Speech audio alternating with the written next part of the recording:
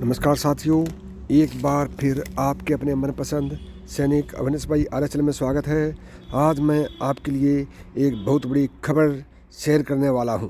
वो बड़ी खबर है, हमारे देश के जेसीओज व जवानों ने हिम्मत दिखाकर माननीय रक्षा मंत्री श्री राजनाथ सिंह जी से मुलाकात की है और उनसे एक बहुत बड़ी मांग रखी है। और वह एक मांग नहीं बल्कि कुल मिलाकर 6 बड़ी मांगें उन्होंने रक्षा मंत्री जी के सामने रखी है। ये क्या मांगे रखी हैं, यह जानने के लिए आज की वीडियो को आपने बिना स्किप किए पूरा देखना होगा। वह अभी तक आपने सैनिक अविनाश भाई आरएचएल को सब्सक्राइब नहीं किया है तो अभी सब्सक्राइब करें, बेल बटन को दबाएं व आल को दबाएं ताकि मेरे आने वाली प्रत्येक वीडियो का नोटिफिकेशन आपको सबसे पहले मिले और आप सैनिक अविनाश भाई आरएचएल से जुड़े रहें। दोस्तों, जेसीओज व जवानों ने रक्षा मंत्री जी से मांग की है कि यदि आप वन रैंक वन पेंशन 2 को लागू करते हो तो उसमें हमारे को भी शामिल कर लेना। हमारे किसी जवान को शामिल करना, हमारे जेसीओज को शामिल करना, क्योंकि जिस तरह से आपने जल्दबाजी में इनकी घोषणा की थी उसमें हजारों कमियां थी। और यह बात जवानों और जेसीओ ने राजनाथ सिंह जी से उनके मुंह पर कही हैं। यानी कि हमारे जेसीओज व जवान इतने जागरूक हो गए हैं कि अब वो सीधे रक्षा मंत्री जी से भी बात करने में नहीं हिचकिचाते हैं, खुलकर बात करते हैं। पेंशन रिवीजन की कमियों के साथ उन्होंने और भी बहुत सारी मांगें रखी हैं। उन सभी बातों को मैं आपके साथ एक एक करके बताऊंगा। उन्होंने कहा कि श्रीमान, वारोपी 2 जवानों के लिए है, जेसीओज के लिए है, ना कि अधिकारियों के लिए। आपने पिछली बार जेसीओज और जवानों की अनदेखी की, लेकिन इस बार हमारे ऊपर मेहरबानी करके ऐसी गलती मत करना। आप जेसीओज व जवानों को शामिल करना। शायद आपको मैदानी ज़मीनी हकीकत की पता नहीं है। जेसीओज व जवान ही सेना की रीढ़ की हड्डी होते हैं, ऑफिसर्स नहीं। और पेंशन रिवीजन का मकसद भी जेसीओज व जवानों को फ़ायदा पहुंचाना होना चाहिए, ना कि अधिकारियों को। दूसरी बात कही है कि आपने एरिया टेबल में हवलदार यानी कि ओनी हवलदार, सूबेदार और ऑनरी लेफ्टिनेंट और कैप्टन को आपने अपने टेबल से ही गायब कर दिया। ऐसा आपने क्यों किया?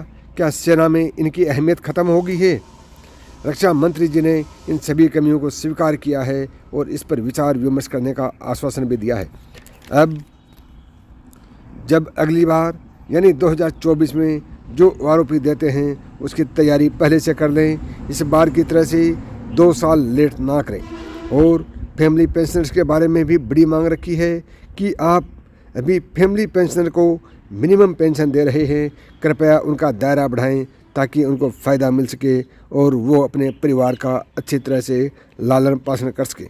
अगली मांग डिसेबिलिटी पेंशन की है और उन्हें बहुत बड़ी बात कही है कि चाहे जवान युद्ध के मैदान क्षेत्र में डिसेबल हुआ हो, ऑपरेशन में घायल हुआ हो या उग्रवादियों से मुकाबला करते हुए डिसेबल हुआ हो, चाहे वह जवान हो, जेसीओज हो या ऑफिसर्स हो, वह डिसेबिलिटी पेंशन का हकदार होना चाहिए। लेकिन जेसीओज और जवान व अधिकारियों की डिसेबिलिटी पेंशन अलग अलग नहीं होनी चाहिए।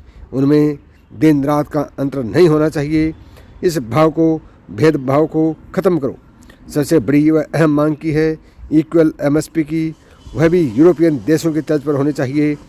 वहाँ पर सभी कॉम्पिटेंट की एमएसपी एक बराबर होती है, लेकिन हिंदुस्तान में भेदभाव क्यों?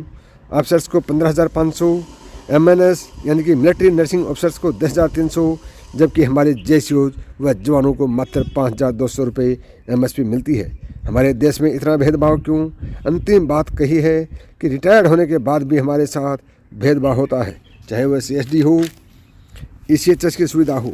हमारे देश में इतने सैनिक हैं, इतने सैनिक संगठन हैं, आप उनकी बातों को ध्यान में क्यों नहीं रखते हो? कोई भी सैनिकों के हक की कोई योजना बनाते हो तो उसमें सैनिकों को शामिल क्यों नहीं करते हो? यह बात माननीय रक्षा मंत्री जी के सामने रखी गई हैं और उन्होंने इन सभी बातों को गंभीरता से सुना है और आश्वासन भी दिया है कि इन सभी बातों पर गंभीरता से विचार किया जाएगा। यह भी कहा है कि हमें वन रैंक वन पेंशन देना हो तो ईमानदारी से दो, वरना हमें मत दो। हमारे साथ बहुत बड़ा भेदभाव हो रहा है। दोस्तों, इस भेदभाव को ख़त्म करने के लिए हमारे जेसीओ व जवानों ने माननीय रक्षा मंत्री जी के सामने आवाज़ उठाई है और आवाज़ उठानी भी चाहिए। दोस्तों, क्या आप इस बात से सहमत हैं कि उन्होंने जो आवाज़ उठाई है वो सही उठाई है? यदि आप सही मानते हो तो कमेंट बॉक्स में यस करके उनकी आवाज़ को और बुलंद करें, ताकि उन जवानों की, आपकी और सैनिक awareness by R S channel की आवाज़ एक हो जाए और हमारी आवाज़ दिल्ली तक सुनाई दें।